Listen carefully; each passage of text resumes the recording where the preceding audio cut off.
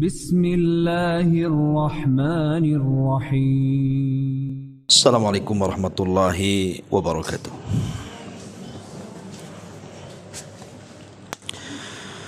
Alhamdulillah wassalatu wassalamu ala rasulillah wa ala alihi wa sahbihi wa mawalah wa la hawla wa la quwata illa billahi wa ba'du.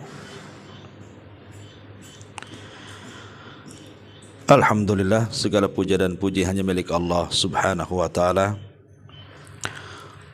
Salawat dan juga salam kita hadiahkan kepada Rasul kita Nabi besar Muhammad sallallahu alaihi wa ala alihi wasallam.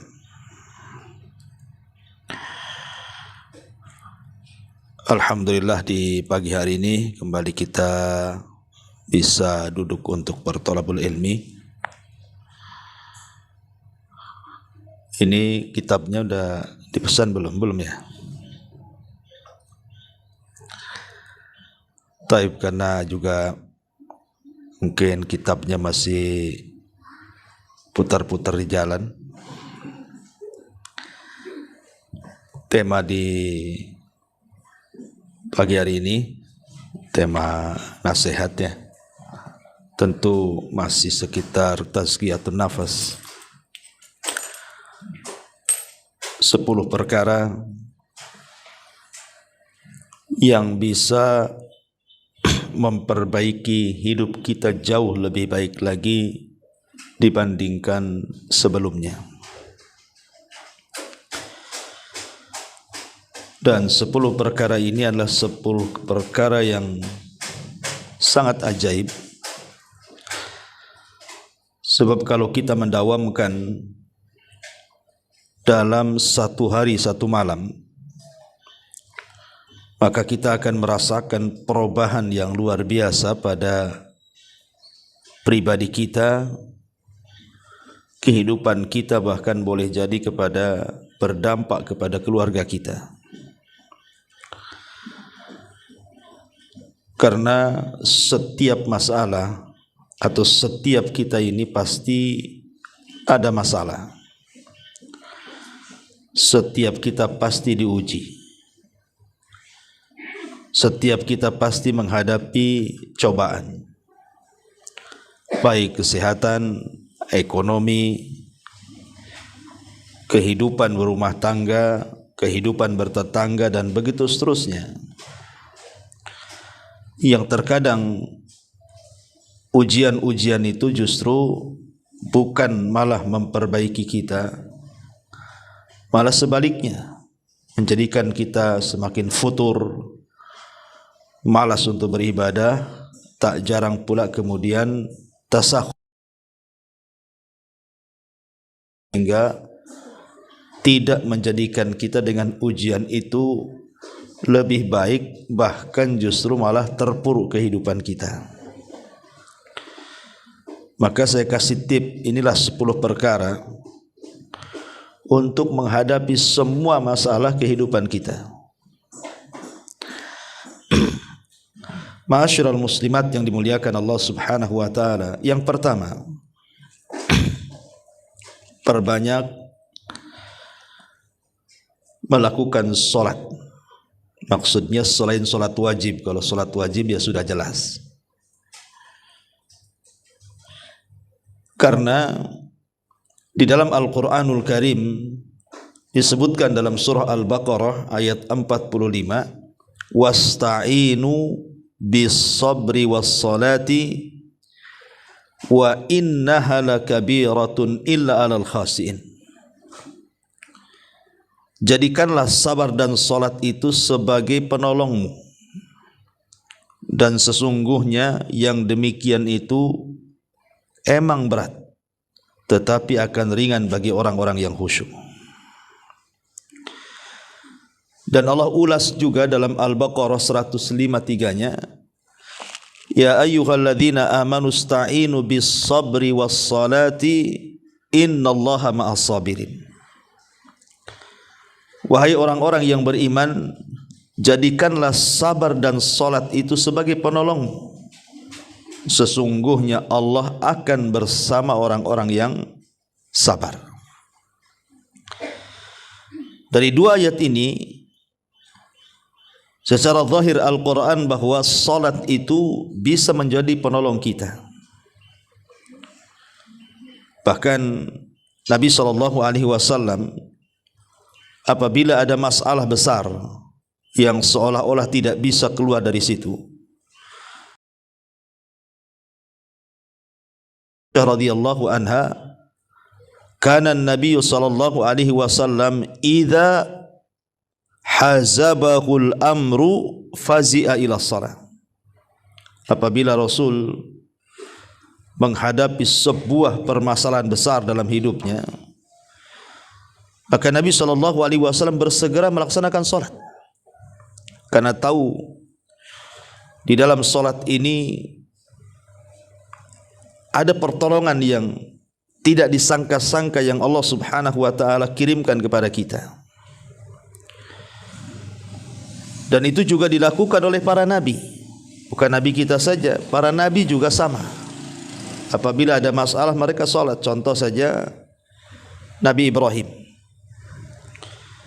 Saat Nabi Ibrahim alaihi salatu wassalam hijrah dari Irak ke Palestina, kemudian dari Palestina ke Mesir. Cukup lama Ibrahim tinggal di Mesir, karena ketika itu memang faktor ekonomi.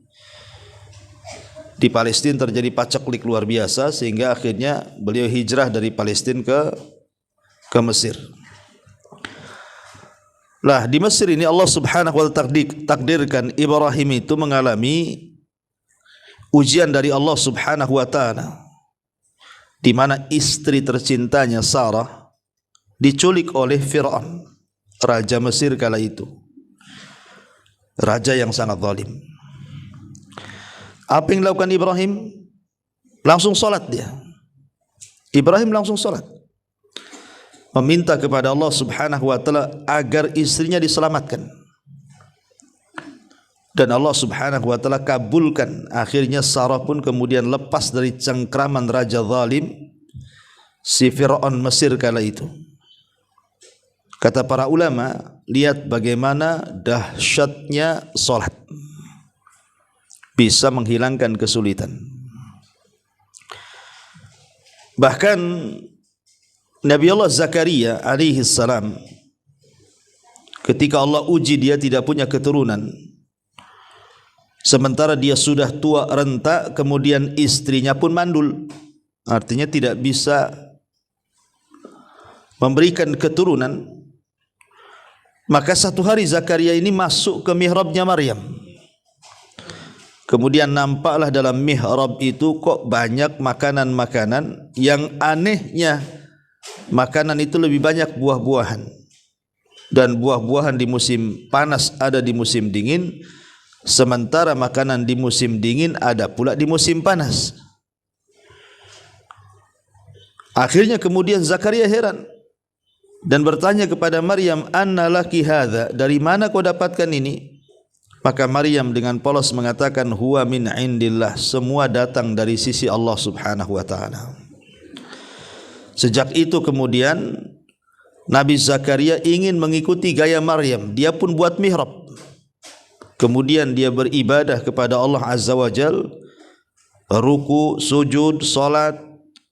Dan Allah Subhanahu wa taala melihat kesungguhan Nabi Zakaria, Allah utus malaikat Jibril untuk menghabar gembirakan kepada Zakaria akan kelahiran Yahya putranya. Lihat bagaimana salat ini menjadi wasilah bisa menghilangkan kesulitan yang kita hadapi. Karena Zakaria ini kan memang dari dulu pengen punya keturunan tapi tidak diijabah.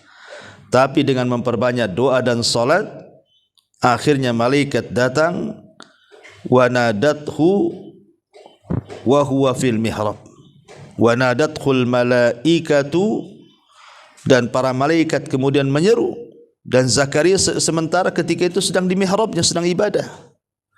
Annallaha yubashshiruka bi Yahya, Allah telah menghabar berita gembirakan kepadamu akan kelahiran Yahya. Ma'asyiral muslimat yang dimuliakan Allah Azza wa Jalla, Itu dari segi manfaat salat. Dari segi kebersihan jiwa sama juga. Karena salat itu kan dimulai dengan wudu. Sementara Nabi SAW pernah mengatakan, bagaimana pendapatmu kalau seandainya engkau memiliki sungai di depan rumahmu, sungai itu bersih, jernih, tidak ada kotoran sedikit pun. Kemudian engkau mandi 5 kali sehari di sungai itu, kira-kira bersih enggak ya? Ya bersih lah bu, mandi 5 kali ya. Gimana tak bersih mandi 5 kali? Dan tidak ada juga di antara kita yang mandi 5 kali kan bu ya. Paling kita ini sehari sekali atau 2 kali lah mandi ya. Tak tahu kalau ibu ada yang seminggu sekali, saya tak tahu. Tapi yang jelas bahwa kalau 1 hari mandi 5 kali ya bersih lah. Kata Nabi SAW, begitulah solat. Kalau setiap hari kita bersihkan dosa kita itu, dalam sehari 5 kali, tentu akan bersihlah dosa kita itu. Jadi dengan wudu kita membersihkan kotoran-kotoran yang ada pada badan kita dari hadas besar dan juga hadas kecil. Karena sebelum solat kan harus bebas dari hadas besar dan hadas kecil. Lah solatnya itu sendiri membersihkan dosa. Ketika kemudian badan kita bersih, hati kita bersih, tidak punya dosa, pasti juga akan senang hidupnya. Makanya orang yang solat itu hidupnya lebih sumringah dibandingkan orang yang tidak solat. Karena orang yang solat itu kan memang hari-hari dia berhubungan dengan Allah Azza wa Jal, berjumpa dengan Allah, berdialog dengan Allah, sehingga ada hubung kaitlah kita dengan Allah Subhanahu wa ta'ala. Ini yang pertama ya, solat. Ya termasuk juga solat-solat sunnah tadi ya, solat-solat sunnah. Karena solat-solat sunnah juga penting kita lakukan itu supaya menempel hal-hal yang mungkin kurang ketika melaksanakan solat wajib. Kita kan tidak tahu, mungkin solat wajib kita melamun, tidak khusyuk, lalai, maka dengan solat sunnah terutama rawatib itulah bisa menempel kekurangan solat wajib. Apalagi Nabi SAW sampai mengatakan, ij'alu fi buyutikum min salatikum wala tattakhiduha qubura. Jadikanlah di rumah-rumah kalian itu bagian dari solat kalian. Makanya Nabi SAW kalau solat sunnah itu di rumahnya. Bukan berarti di masjid tidak boleh, boleh. Maksudnya Nabi SAW memperbanyak solat sunnah itu di rumahnya. Karena Rasul mengatakan jangan kalian jadikan rumah kalian seperti kuburan, sepi, tidak ada ibadah gitu ya. Karena mathalul baitil ladzi yadhkurullaha fi wal baitul ladzi la yadhkurullaha fi mathalul hayy wal mayyit. Kalau rumah tidak ada orang yang mengingat Allah di dalamnya, itu perbedaannya dengan rumah yang ada orang yang mengingat Allah di dalamnya. Mungkin rumahnya dibuat solat, baca Quran, zikir dan begitu seterusnya. Maka itu perbedaan dengan orang hidup dan orang mati, Bu. Apa bedanya orang hidup dan orang mati? Jelaslah, orang hidup ya hidup, orang mati ya mati kan itu ya. Orang hidup bisa bergerak, orang mati tidak bisa bergerak. Lah begitulah rumah yang dibacakan Al-Quran, rumah yang disolati, yang dibacakan zikir-zikir di situ, maka perbedaannya dengan rumah yang sama sekali penghuninya tidak mengingat Allah di dalamnya itu sama dengan orang hidup dan mati itu. Makanya di sini penting solat. Yang kedua, memperbanyak solawat. Selain daripada solat, perbanyak solawat. Ma'asyiral muslimat yang dimuliakan Allah Subhanahu wa taala, ada sebuah hadis. Hadis ini dari seorang sahabat Ubay ibn Ka'ab. dari bapaknya. Dan ma'ruf ya, Ubay bin Ka'ab ini seorang sahabat Nabi SAW yang sangat pakar dalam Quran. Sampai-sampai pernah namanya disebut-sebut Allah Subhanahu wa taala.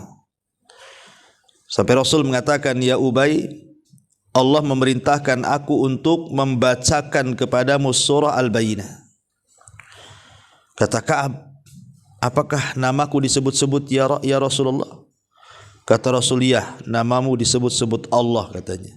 Menangislah Ubay bin Ka'ab ini karena tidak nyangka ya bahwa nama dia akan disebut-sebut Allah Subhanahu wa taala. Kan banyak sahabat yang jauh lebih mulia, Abu Bakar, Umar, Utsman, Ali. Kenapa kemudian dia pula yang disebut-sebut oleh Allah Subhanahu wa taala? Makanya terharu dia sehingga dia sampai menangis, ya. Lah, Ubay bin Ka'ab ini dia meriwayatkan sebuah riwayat dari bapaknya. Beliau mengatakan, "Kana Nabi sallallahu alaihi wasallam idza dhahaba thulutsal laili qama." Rasul itu apabila masuk 2/3 malam, beliau langsung bangun. Faqala, dan dia mengatakan, "Ya ayyuhan nas, udzukurullaha, udzukurullaha." Wahai manusia, ingatlah Allah, kata Rasul. Ja'at ar-rajifatu tatbauha ar-radifatu. Ja'al mautu bima fihi. Ja'al mautu bima fihi. Maka Rasul sallallahu alaihi wasallam mengatakan, ingat tiupan pertama akan datang dan diiringi oleh tiupan kedua. Ingat kematian akan datang dengan apa yang ada padanya. Kematian akan datang dengan apa yang membawa segala kelanjutannya. Kemudian qala, maka aku bertanya pada Nabi sallallahu alaihi wasallam ini, "Ya Rasulullah, inni uksiru salata alaika." Rasul, aku ini selalu membawa-bawa salawat untuk baginda, untukmu. Maka kemudian dia mengatakan, "Fakam aj'alu laka min salati." Kata Ubay bin Ka'ab ini, beliau mengatakan, "Lalu seberapa banyak aku harus bersalawat kepadamu, wahai Rasul? Aku ini sudah sering bersalawat. Lalu seberapa banyak lagi aku harus bersalawat kepadamu?" Maka kemudian Nabi SAW mengatakan, "Ma syi'tah, terserah engkau." Qala, kemudian dia mengatakan, "Ar-rubu'u, bagaimana kalau seandainya 1/4?" Kata Rasul, "Ma syi'tah, terserah kamu. Fa in zidta fa huwa khairun lak." Kalau memang bisa kau tambah dari 1/4 itu, jauh lebih baik bagimu. Qultu, aku katakan, kata Ubay, "An-nisfu, bagaimana kalau separuh?" Qala, maka Rasul mengatakan, "Ma syi'tah, terserah engkau. Fa in zidta fa huwa khairun laka." Kalau kau mau menambah dengan salawatmu, itu lebih baik bagimu. Qala, maka dia mengatakan, "Fathulutsaini, bagaimana kalau 2/3, wahai Rasul?" Maka Rasul mengatakan, "Ma syi'ta fa in zidta fa huwa khairun laka." Terserah engkau. Kalau kau mau tambah itu lebih baik bagimu. Qultu, maka aku katakan, "Aj'alu laka salati kulliha." Bagaimana kalau seandainya aku akan menjadikan seluruh doaku untuk baginda, untukmu, wahai Rasul? Qala, maka Rasul sallallahu alaihi wasallam mengatakan, "Idzan tukfa hammaka wa yughfaru laka dhanbuka." Qala Abu Isa, "Hadza hadisun hasanun sahih." Kata Rasul sallallahu alaihi wasallam, kalau begitu kau dicukupkan dari dukamu dan dosamu akan diampuni oleh Allah Azza wa Jal. Kemudian Al-Imam Abu Isa At-Tirmidzi mengatakan hadis ini hasan sahih. Taib. Lihat hadis ini. Ubay bin Ka'ab ini dia datang kepada Nabi SAW. Kemudian dia menceritakan bahwa dia itu orang yang paling banyak bersolawat. Sampai tadi melakukan dialog dengan Nabi SAW.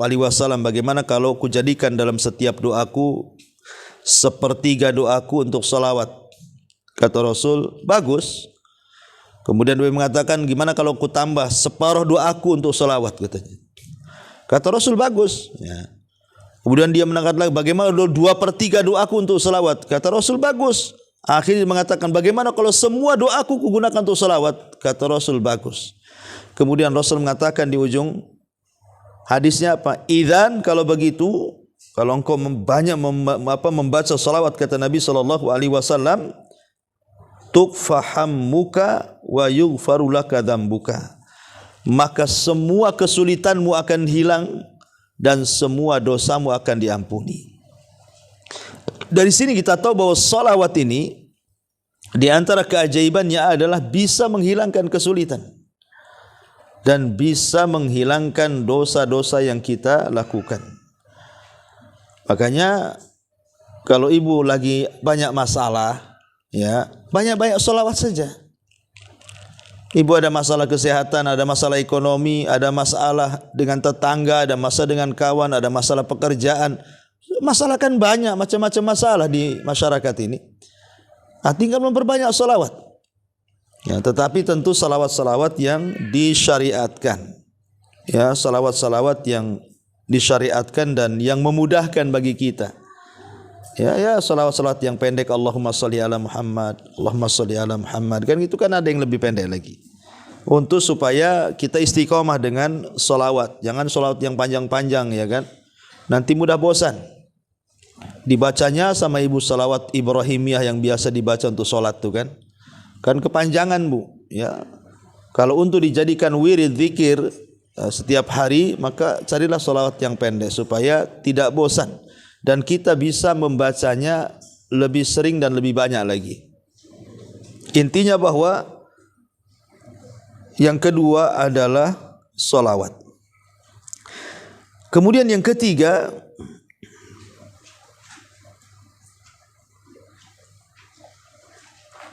memperbanyak istighfar. Terutama sayyidul istighfar, Bu. Terutama sayyidul istighfar. Apa sayyidul istighfar itu? Allahumma anta rabbi la ilaha illa anta khalaqtani wa ana abduka wa ana ala ahdika wa wa'dika mastata'tu a'udzu bika min syarri ma sana' abu'u laka bi ni'matika 'alai wa abu'u laka bi dzambi faghfirli fa innahu la yaghfiru dzunuba illa anta. Itu namanya sayyidul istighfar. Sayyidul istighfar ini luar biasa faedahnya. Makanya disebutkan dalam hadis yang dikeluarkan Imam Bukhari dari Shaddad ibn Aus radhiyallahu an. Sampai-sampai Nabi SAW mengatakan, kalau kita ini membaca atau sering membaca sayyidul istighfar, apa kata Nabi SAW? Kalau kita baca di waktu pagi, ya, kemudian Allah Subhanahu wa ta'ala takdirkan kita meninggal, maka Allah Subhanahu wa ta'ala akan berikan jaminan surga kepada kita. Begitu juga kalau seandainya kita membaca di sore hari, kemudian Allah takdirkan kita tidur kemudian meninggal, maka Allah Subhanahu wa ta'ala akan berikan jaminan dia surga. Makanya dalam sabdanya Nabi SAW mengatakan, man qalaha minan nahari, barang siapa yang membaca sayyidul istighfar itu di siang hari, famata min yaumihi, maka di hari itu dia meninggal, qabla an yumsiya, sebelum masuk waktu sore, fahuwa min ahlil jannah, maka dia termasuk ahli surga. Tetapi wa man qalaha minal lail, kalau dia membaca di malam hari kemudian mata qabla an yusbih, meninggal sebelum waktu pagi, fahuwa min ahlil jannah, maka dia termasuk ahli surga. Lihat bagaimana dahsyatnya istighfar itu. Ada jaminan surga. Ada jaminan surga, terutama sayyidul istighfar. Kalau bisa dibaca sebelum tidur gitu ya. Karena kalau tidur kan kita tidak tahu bangun itu bangun lagi atau bangun tidak bangun seterusnya, kita tidak tahu. Tapi yang jelas bahwa istighfar ini, walaupun bukan sayyidul istighfar, istighfar biasalah kita katakan astagfirullah. Ini dahsyat sekali pengaruhnya. Karena Nabi SAW yang mengatakan, man lazimal istighfar, barang siapa yang melazimkan istighfar, kata Nabi SAW, maka Allah Subhanahu wa taala akan jadikan setiap kesulitan kita ini kemudahan. Ja'alallahu min kulli dhikin makhraja. Jadi setiap kesulitan pasti dicarikan jalan keluarnya itu. Bahkan wa min kulli hammin faraja. Kalau kita sedang sedih, sedang stres, Allah gantikan dengan kesenangan dan kebahagiaan. Bahkan lebih daripada itu, wa razaqahullahu min haitsu la yahtasib. Allah akan berikan rizki dari arah yang tidak disangka-sangka. Karena saya pernah mengalami juga, Bu. Saya suatu hari pernah memang mengalami hal yang bagi saya dalam hidup saya itu luar biasa itu. Menghadapinya sulit sekali. Ya, ketika ada fitnah yang luar biasa yang saya alami dalam hidup saya itu, kayaknya hampir mau keluar dari Batam. Pernah itu sampai saya ngomong sama istri itu, udahlah, nggak usah di Batam, ayolah kita hijrah aja ke tempat lain. Ya. Tetapi saya coba setiap pagi, siang, sore, malam gitu, saya baca aja itu astagfirullah, astagfirullah, astagfirullah, terus aja gitu, Bu. Ya. Memang luar biasa, ke hati juga tenang. Dan tidak sampai mungkin 1 minggu itu, Allah Subhanahu wa taala memang carikan jalan keluar semuanya. Dengan begitu cepat gitu ya. Jadi saya yakin sekali bahwa istighfar ini memang betul kata Nabi SAW, man lazimal istighfar itu ja'alallahu lahu min kulli dhikin makhraja. Barang siapa yang melazimkan istighfar itu memang luar biasa. Allah akan keluarkan pada setiap kesulitan kita itu kemudahan. Allah carikan jalan keluarnya yang kita ndak terpikir ke situ tuh. Tahu-tahu masalahnya itu terurai luar biasa. Ya, jadi saya anjurkan, karena saya pernah mengalaminya, ini pengalaman pribadi sih. Makanya ibu kalau ada masalah sesulit apapun kan, perbanyak istighfar aja. Ya, 1 hari itu di dapur, di jalan, di pasar, pokoknya jangan terus saja istighfar. Karena dahulu ada orang yang datang kepada Hasan Al-Basri, seorang pemimpin tabi'in itu. Kemudian orang-orang ini datang kepada Hasan Al-Basri membawa masalah yang berbeda satu dengan yang lainnya. Yang satu mengatakan, ya Imam, saya ini sudah menikah lama tapi tak kunjung punya keturunan. Yang satu mengatakan, ya Imam, saya sudah bekerja keras namun miskin terus, tak pernah kaya-kaya dan tak pernah dicukupkan. Kemudian yang ketiga, ya Imam, desa kami sudah paceklik kekeringan lama sampai kelaparan. Kira-kira apa solusinya supaya Allah menurunkan hujan? Akhirnya kemudian Hasan Al-Basri menasihati apa? Menasihati untuk memperbanyak istighfar kepada tiga-tiganya itu. Baik kepada yang lama tidak punya anak, baik kepada yang sudah bekerja tidak pernah kaya, baik kepada orang yang paceklik sehingga tanahnya mulai kekeringan, terjadi kelaparan di mana-mana. Kata Hasan Al-Basri, beristighfarlah kalian. Kemudian dia membacakan surah Nuh. Apa kata Allah Subhanahu wa taala? Faqultu astaghfiru rabbakum innahu kana ghaffara. Yursilis samaa 'alaikum midrara wa yumdidkum bi amwalin wa banin wa yaj'al lakum jannatin wa yaj'al lakum anhara. Maka kukatakan beristighfarlah kepada Rabb kalian, karena Dia Zat yang Maha Pengampun. Kalau kalian memperbanyak istighfar, kata Allah, Allah akan hujani kalian dari langit. Allah akan memperbanyak harta kalian dan anak-anak, dan Allah akan menjadikan kebun-kebun, hutan-hutan, dan Allah juga akan menjadikan sungai-sungai dan begitu seterusnya. Tetapi masalahnya, ma lakum la tarjuna lillahi waqara. Kalian tidak pernah mengagungkan Allah dengan sebenar-benar pengagungan. Jadi ayat ini lihat bagaimana keagungan istighfar itu. Pertama, yursilis sama alaikum midrara, menjadikan sebab turunnya hujan. Kemudian yang kedua, wayumdidkum bi amwalin, menjadikan sebab banyaknya harta. Kemudian wabanin, dan menjadikan sebabnya banyak keturunan. Makanya wajar kalau Hasan Al-Basri mengatakan perbanyaklah istighfar kalian. Ngomong ke yang tiga-tiganya tuh. Dari sini kita tahu bagaimana dahsyatnya istighfar itu bisa mempengaruhi kehidupan kita. Ya, ini yang ketiga.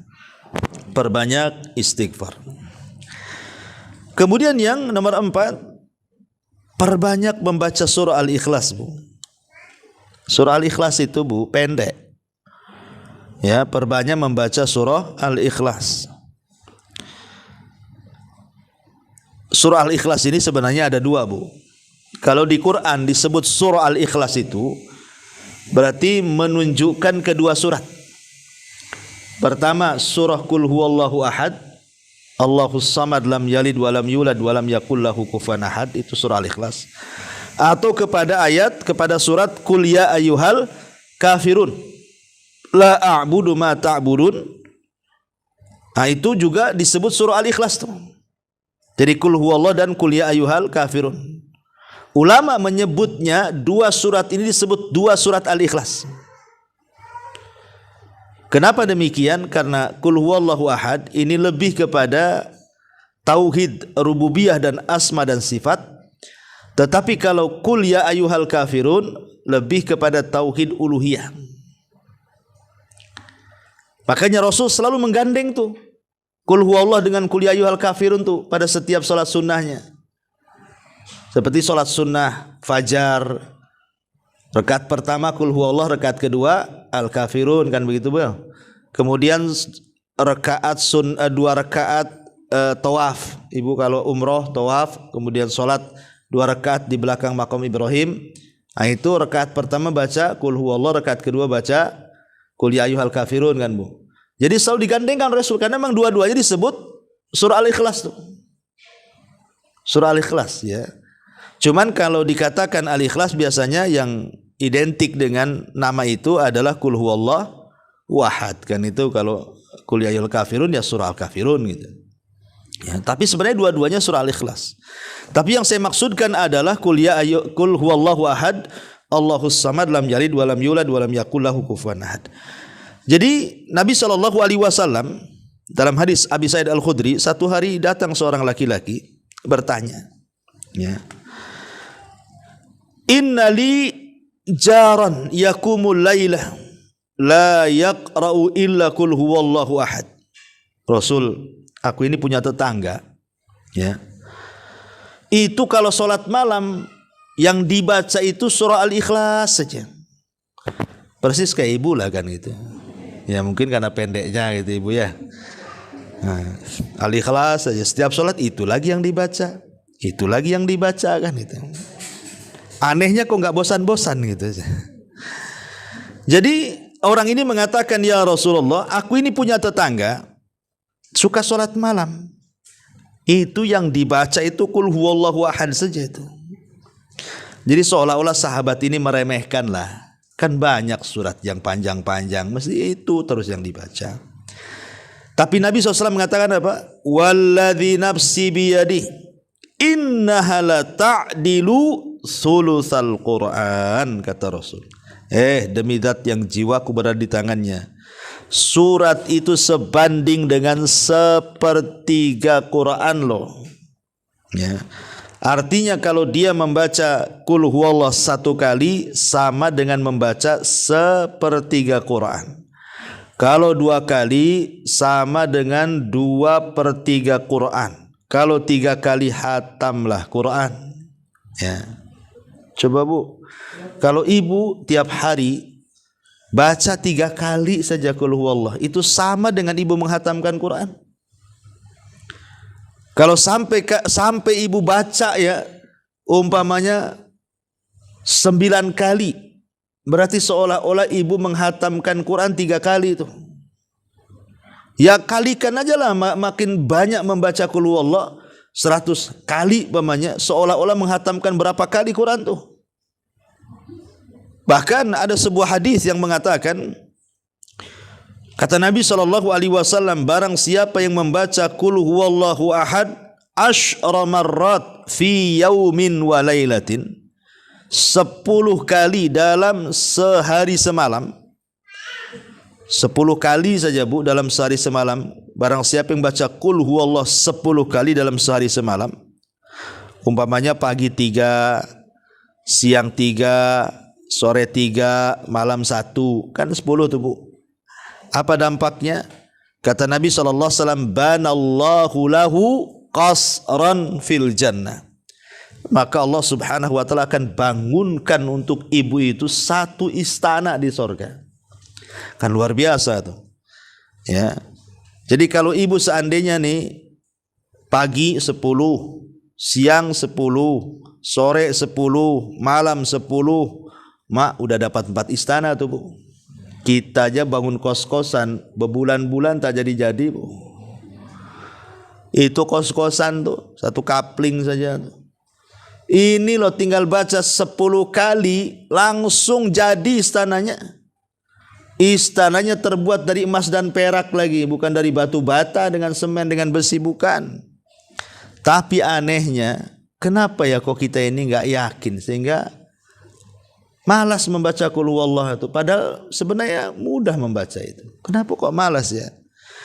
Karena istananya tak tampak. Ya. Coba kalau seandainya saya analogikan begini Bu, besok ibu datang ke rumah, baca kulhu 2000 kali di rumah saya, ibu saya kasih rumah di Sotling sana, 2000 kali tapi bacanya Bu, ya, di depan rumah sambil panas-panasan, ya. Kira-kira mau nggak? Mau lah.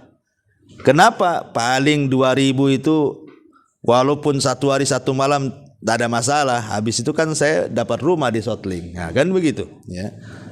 Pasti orang mau tuh. Padahal suruh 2000 lagi yang dibaca. Yang kedua depan rumah lagi, pas panas-panasan lagi kan. Mau orang tuh. Kenapa? Nampak rumahnya. Kalau surga kan nggak nampak, jadinya akhirnya ya gitulah, malas-malas. Padahal tidak disuruh 2000, 10 aja kok, 10 kali.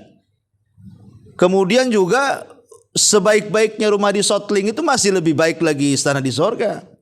Jauh berlipat-lipat, tidak bisa dipandang mata, dengar telinga, terlintas pun tidak bisa. Bentuknya seperti apa kan? Tapi tidak ada orang yang yakin itu loh, sehingga malas untuk melakukan ini. Padahal itu perkara ringan tuh. Ada apa? Apa masalahnya? Ulama menjawab nih. Ini kenapa? Kenapa kita ini lebih suka yang tampak, tidak suka yang tidak tampak. Lebih suka dunia dan tidak suka dengan surga. Karena Al-Quran itu selalu mendahulukan dunia dibandingkan akhirat. Makanya lihat contoh, Allah mengatakan bal tu'thirunal hayatad dunya wal akhiratu. Bahkan kalian lebih mengutamakan kehidupan dunia dan akhirat itu, padahal khairun wa abqa. Lah, ketika Allah dahulukan dunia, kemudian sorga, kemudian akhirat, makanya orang itu lebih cinta dunia. Coba kalau kita balik Bu. Kalau kita balik ya, ibu lahir di sorga, kira-kira mau ke dunia nggak Bu? Nggak mau lah ya. Karena ibu lahir di dunia itu tak mau masuk sorga jadinya. Nah, coba kalau kita semua lahir di sorga, nggak ada orang masuk sorga mau ke dunia itu, ngapain lah di dunia ini? Udah harudang, panas kan itu ya, susah hidupnya. bagus di sorga. Masalahnya terbalik-balik itulah, kita lahir di dunia itu, makanya kalau diceritain sorga itu yakin gak yakin jadinya. Nah, contohnya seperti ini, membaca qul huwa 10 kali aja gak yakin kita ini. Makanya di sini yang nomor 4, perbanyak surah Al-Ikhlas. Ya, karena Al-Ikhlas ini juga bisa membersihkan hati, karena isinya tauhid. Al-Ikhlas ini pengenalan kita kepada Allah, ya, dan meniadakan kesyirikan di dalamnya. Surah Al-Ikhlas surah yang sangat agung sekali kan. Karena ini membantah semua kesyirikan yang dilakukan semua agama. Ketika orang-orang Nasrani mengatakan bahwa Isa anak Tuhan, Isa satu di antara 3 Tuhan, bahkan Isa Tuhan itu sendiri, maka Allah katakan qul huwallahu ahad, Allahus samad. Allah lah zat yang esa, semua kembali bergantung kepadanya. Tidak ada selain Allah Tuhan. Kemudian kalau dikatakan dia beranak dan diperanakan, Allah katakan lam yalid wa lam yulad. Terbantahlah orang-orang Nasrani dengan surah Al-Ikhlas ini. Yahudi mengatakan Uzair juga anak Allah, dibantah juga lam yalid wa lam yulad. Orang-orang musyrik mengatakan malaikat anak-anak putri Allah, Allah katakan juga lam yalid wa lam yulad. Dan begitu seterusnya. Nah, jadi bacalah Bu ya, perbanyak surah Al-Ikhlas terutama sebelum tidur. Kemudian juga yang nomor 5, perbanyak mengucapkan la haula wala quwata illa billah. Perbanyak mengucapkan la haula wala quwata illa billah. Kenapa? Karena kalimat la haula wala quwata illa billah itu kata Rasul kanzun min kunuzil jannah. Itu satu harta yang mahal yang tersimpan dari harta-harta surga. Dan itu disebutkan di dalam hadis dari Hazim ibni Harmalah radhiyallahu an. Nabi SAW mengatakan, dia mengatakan marartu bin Nabi SAW, satu hari aku lewat berpapasan dengan Nabi, kata Hazim ibn Harmalah ini. Faqala li, tiba-tiba Rasul mengatakan kepadaku, ya Hazim, wahai Hazim, akthir min qawli la haula wala quwata illa billah. Perbanyak ucapkan olehmu la haula wala quwata illa billah, fa innaha min kunuzil jannah. Karena la haula wala quwata illa billah itu adalah kunuz, harta pembendaharaan sorga. Masyarul muslimat yang dimuliakan Allah Azza wa Jalla, Imam Nawawi ketika memberikan catatan kepada hadis ini, dia mengatakan apa? Wal kanzu, adapun kalimat kanzu kata Imam Nawawi, annahu thawabun muddakharun fil jannah. Itu adalah pahala yang sangat besar yang sengaja Allah tabung untuk di akhirat kita. Ini faedah yang pertama ya, membaca la haula wala quwata illa billah. Kemudian faedah yang kedua, bahwa la haula wala quwata illa billah itu adalah babun min abwabil jannah. Dia adalah pintu dari pintu-pintu sorga.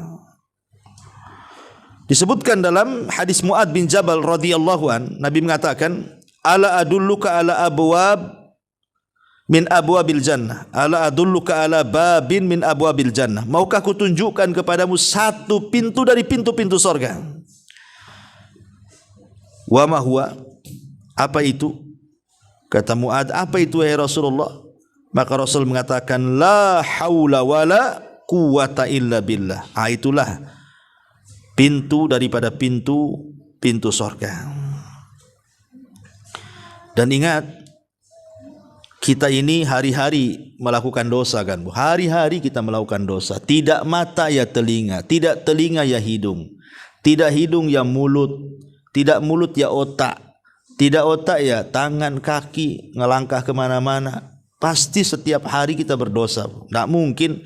Kalau ada orang mengatakan gak pernah berbuat dosa, kadzab, dustakan perkataan orang itu. Setiap hari kita ini melakukan dosa. Saking banyaknya dosa kita ini terkadang sampai sebanyak buih di lautan, boleh jadi seperti itu mungkin bahasanya. Tetapi kata Nabi SAW, kalau seandainya kita memiliki dosa, anggaplah sebanyak buih di lautan, maka dosa itu bisa digugurkan dengan la haula wala quwata illa billah.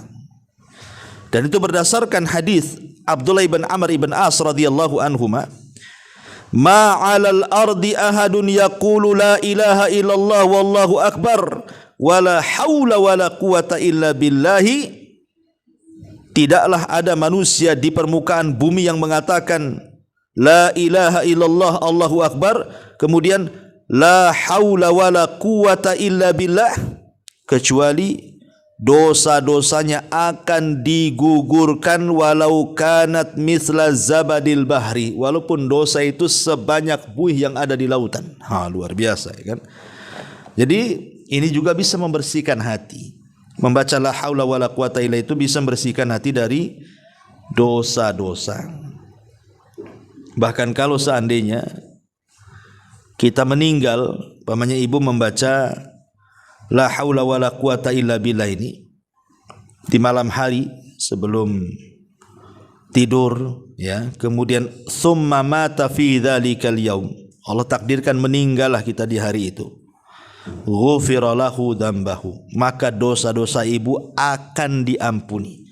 Artinya ibu dianggap husnul khotimah gitu maksudnya. Ini kan luar biasa Bu ya. Hanya mengucapkan la haula wala quwata illa billah. Ini yang nomor berapa Bu?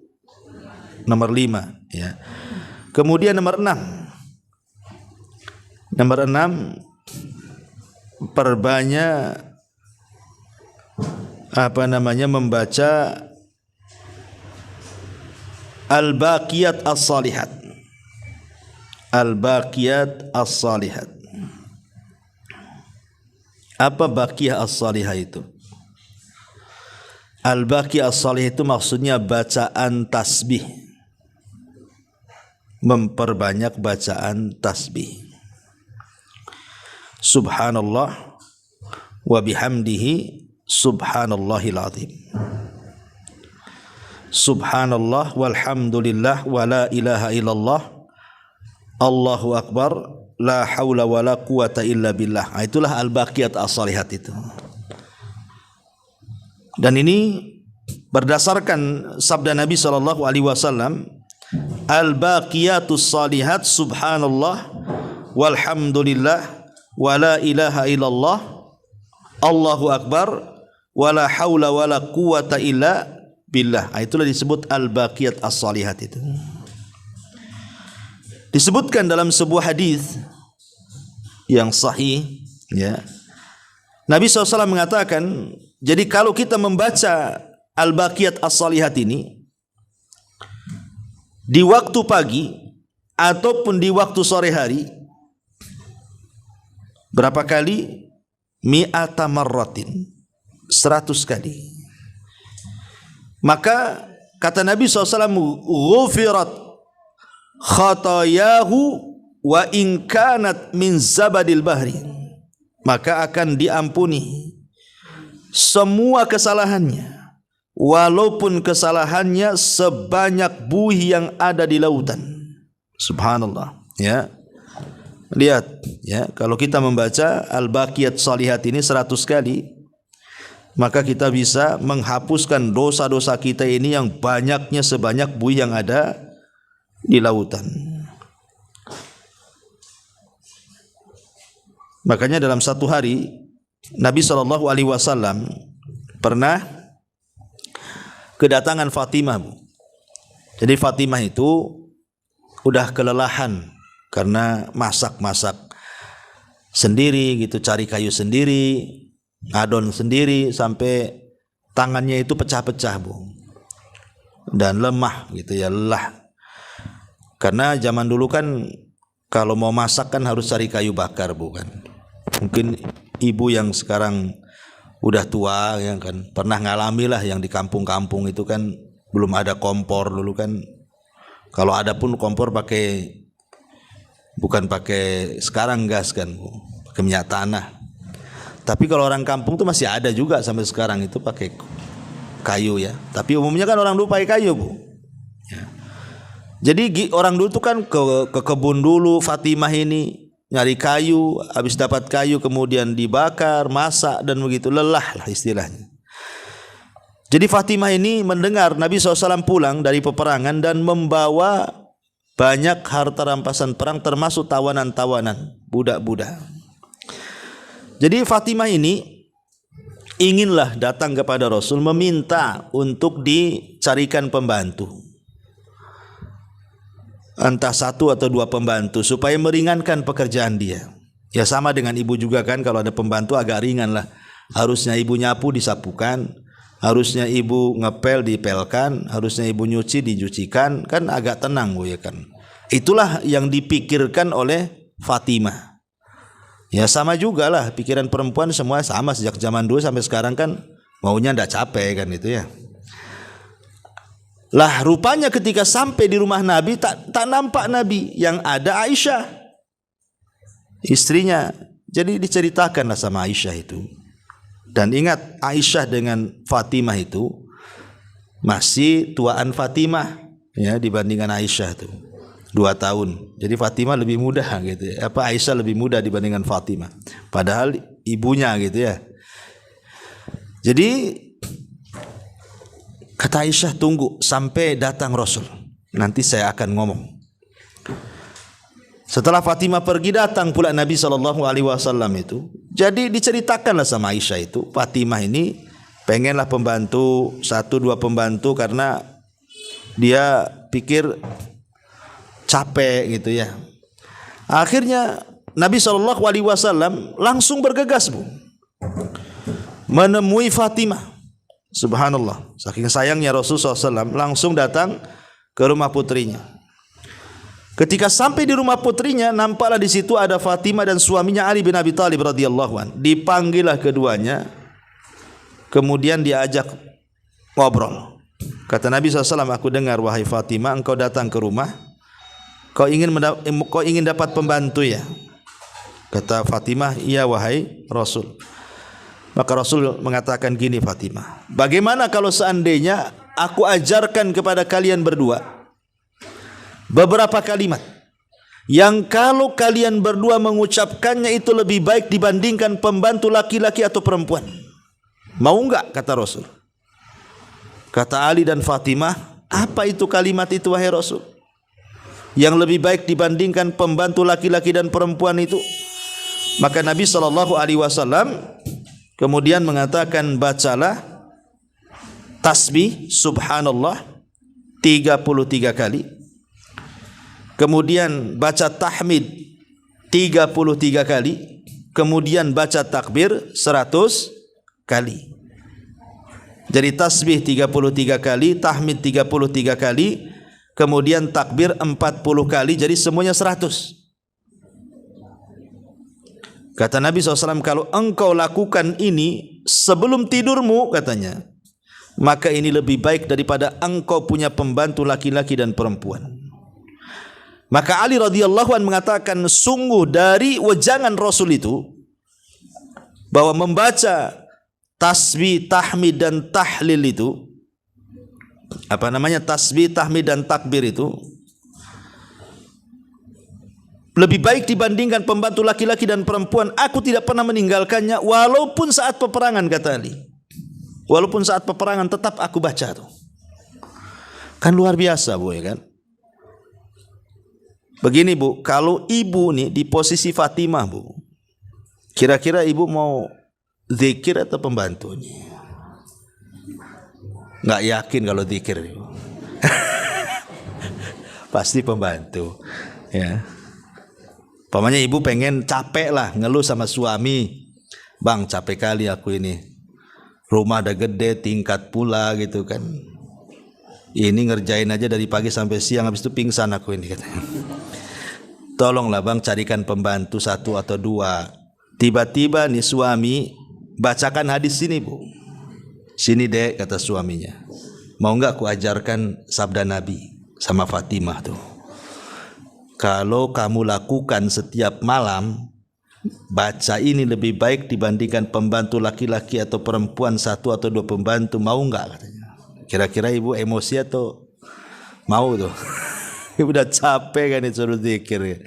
Jadi tapi begitulah orang dulu kan, beda tingkat keimanannya. Karena orang dulu itu lebih ke pahala, Bu. Ya, pahalanya. Jadi mikir pahala. Kalau sekarang kan ya mikir pahala juga, ya mikir yang lainnya juga gitu lah sekarang. Ya. Taib, ini yang disebut dengan al-baqiyah as-salihah itu. Itu. Maka perbanyak ucapkan al-baqiyah as-salihah. Tasbih, tahmid dan takbir. Subhanallah walhamdulillah Allahu akbar. Atau tahlil juga.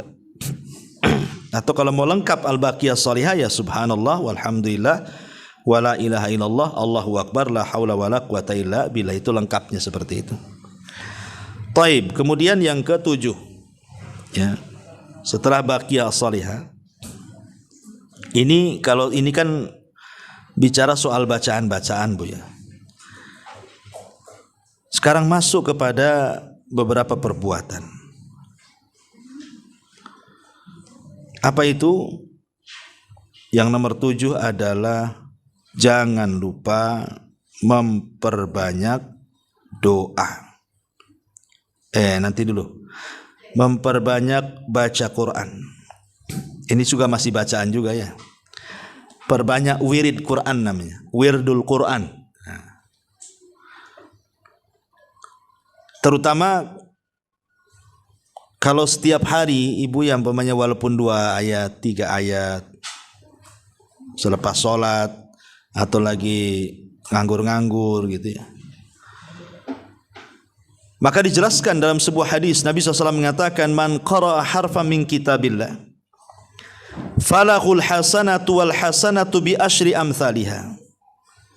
Barang siapa yang membaca 1 huruf saja dalam Quran itu, maka ibu dapat 1 kebaikan yang akan dilipat gandakan menjadi 10 kali lipat kebaikan. Aku tidak katakan alif lam mim 1 huruf kata Rasul, tapi alif 1 huruf, lam 1 huruf, mim 1 huruf. Ini menunjukkan bahwa kalau kita membaca 1 surat pendek saja, inna a'tayna lah. Itu yang paling pendek kan inna a'tayna kan, Bu, ya. Itu kalau kita jumlah berapa hurufnya kemudian kalikan 10 kali lipat, udah banyak, Bu. Udah bisa kita menabung itu. Menabung untuk surga itu. Apalagi Al-Qur'an itu memang seafdal-afdalnya zikir. Jadi seafdal-afdalnya zikir itulah baca Quran. Dan orang kalau sudah menemukan kelezatan Al-Quran, itu lebih lezat membaca Quran dibandingkan mendengarkan musik. Kalau orang sudah mendapatkan selahnya gitu ya, bahwa membaca Quran itu lezat, kata para ulama salaf, maka baca Quran bahkan mendengar Quran itu jauh lebih lezat dibandingkan bernyanyi dan mendengarkan musik. Tapi sementara ini kan kadang-kadang kita lebih asik mendengarkan musik kan, dibandingkan ngaji kan ya. Apalagi dulunya mantan.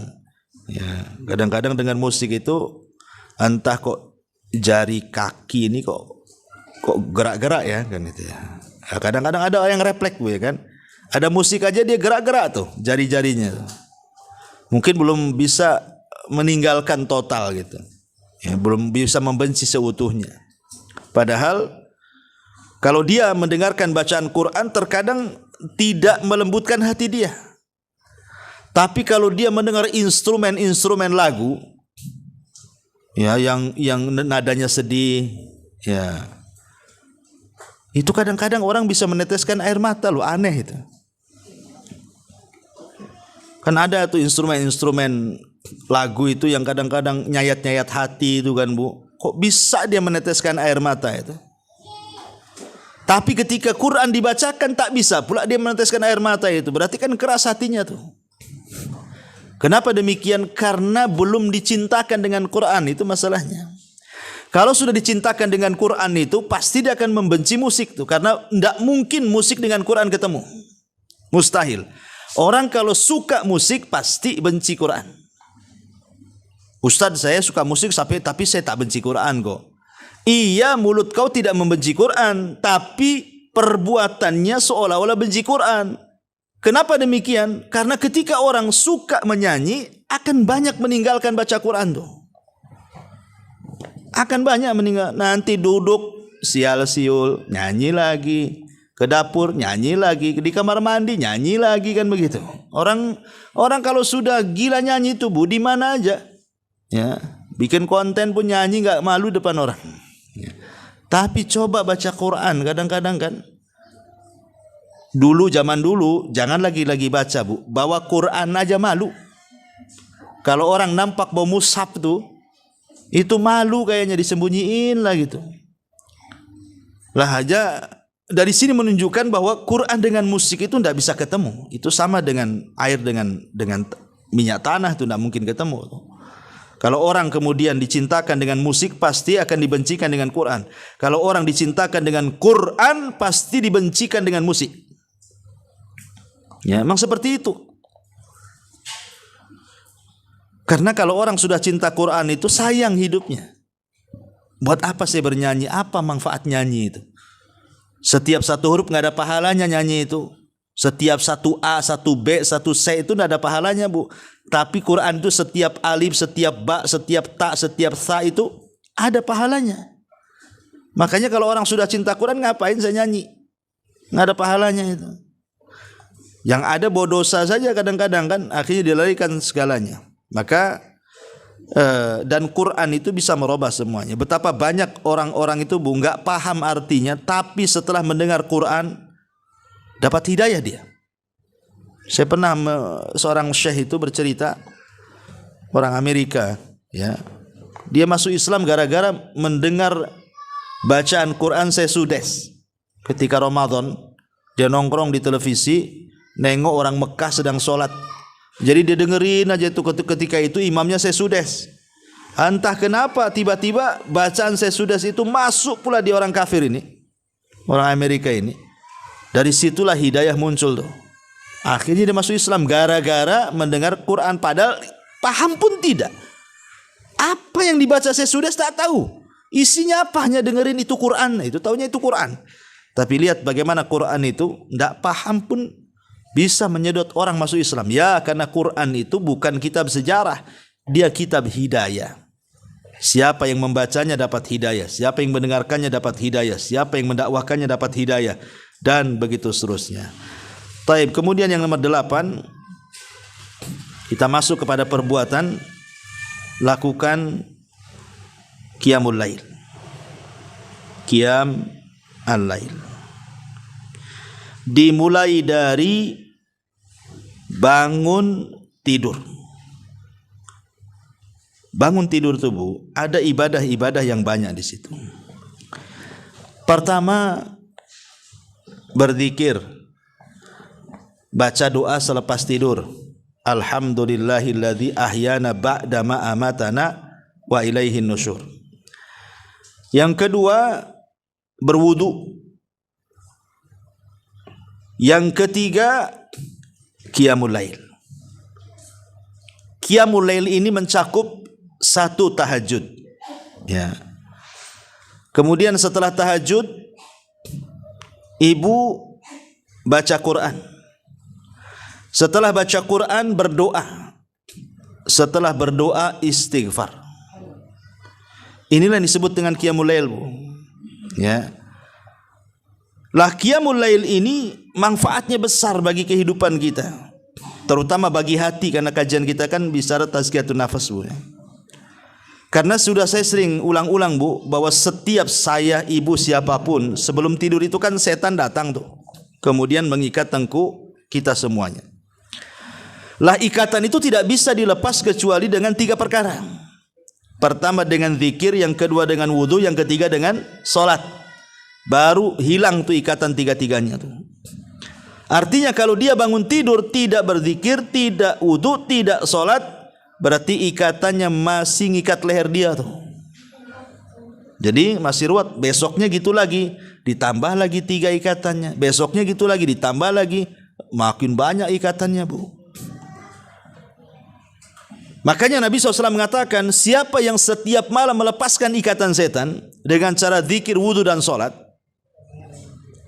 maka pagi hari jiwanya akan baik dan masa depannya akan baik. Itu Rasul yang mengatakan seperti itu. Tapi kalau seandainya dia tidak bisa mengikat ikatan itu, maka pagi harinya jiwanya akan busuk, akan buruk, akan jahat, dan masa depannya runyam, akan banyak masalah yang ia tidak tahu dari mana masalah itu datang, dan akan sulit untuk mengurai masalah itu. Jadi solat malam ini bukan semata-mata solat malam saja, tidak. Tapi solat malam ini solat sunnah terbaik setelah solat wajib. Karena solat malam ini ataupun tahajud, Bu, itu dilakukan di waktu yang sangat terbaik. Ketika Allah turun ke langit dunia, dan di saat manusia sedang pulas tidur, kemudian kita pun yang melakukan ibadahnya penuh dengan ijtihad dan kesungguhan. Sebab kalau tidak ada ijtihad dan kesungguhan, nggak mungkin kita bangun. Apalagi hujan-hujan. Kayak kemarin hujan 1 hari kan, malam dingin, Bu. Ya, mau bangun itu aduh rasanya gimana gitu ya. Sehingga perlu kesungguhan, dan disitulah letak hidayahnya. Wa man yujahidu fina lanahdiyannahum subulana. Barang siapa yang sungguh-sungguh, Bu, itulah hidayah di situ. Bangunlah kita, padahal malam masih gelap, kemudian juga masih ngantuk, cuaca dingin, tapi dia bangun. Kemudian untuk ibadah, kalau tidak dikatakan ikhlas, apa namanya, Bu? Coba, orang yang sungguh-sungguh bangun kayak gini, kalau nggak ikhlas itu apa namanya? Ma'asyiral muslimat yang dimuliakan Allah Azza wa Jalla. Makanya qiyamul lail ini termasuk syaraful mukmin, kemuliaan seorang mukmin. Kata Rasul, syaraful mukmin qiyamuhu bil laili. Kemuliaan seorang muslim itu ditentukan dengan qiyam lailnya. Ini yang nomor 8. Nomor 9, ya. Jangan lupa salat duha, Bu. Karena salat duha ini banyak faedahnya. Banyak sekali faedahnya. Karena setiap hari kan kita disuruh untuk mengeluarkan sedekah. Rasul itu memerintahkan kita, Bu, untuk mengeluarkan sedekah.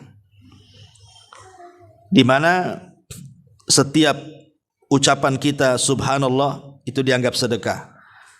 Alhamdulillah dianggap sedekah. La ilaha illallah dianggap sedekah.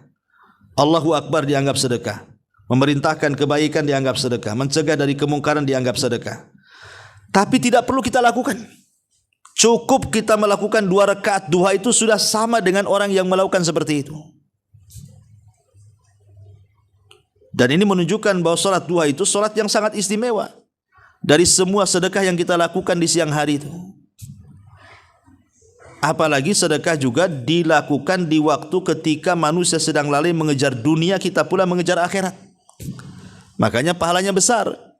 Makanya disebut sholatul awabin, sholatnya orang bertobat. Kenapa disebut sholat duha itu sholatnya orang bertobat? Karena di saat manusia lalai, sibuk, orang pasar di pasar, orang kebun di kebun, orang kantor di kantor, orang jalan di jalan, tiba-tiba ibu keluar dari kesibukan manusia, kemudian sholat duha. Kalau bukan ahli tobat, apa namanya, Bu? Makanya Rasul mengatakan sholat duha itu sholatul awabin, sholatnya orang yang bertobat. Ya, karena memang dilakukan di saat manusia sedang sibuk. Dan Nabi SAW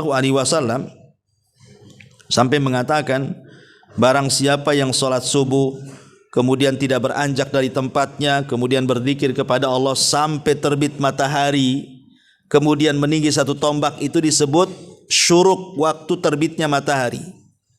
Kemudian ibu melakukan 2 rakaat syuruk, maka pahalanya sama dengan haji dan umrah secara sempurna. Sebagian ulama fikih mengatakan bahwa salat syuruk itu salat duha yang diawalkan, ya. Jadi salat syuruk itu ada sebagian ulama mengatakan salat duha yang diawalkan. Walaupun ada juga ulama mengatakan bukan, duha sendiri, syuruk sendiri, ya. Tapi ada yang mentafsirkan bahwa syuruk itu adalah salat duha yang diawalkan. Nah, makanya salat duha ini walaupun hanya 2 rakaat jadilah gitu ya. Kemudian yang terakhir, yang nomor 10, amalan-amalan sebelum tidur. Ya. Amalan-amalan sebelum tidur kan banyak. Seperti umpamanya ibu membaca surat ayat kursi, kan jelas tuh.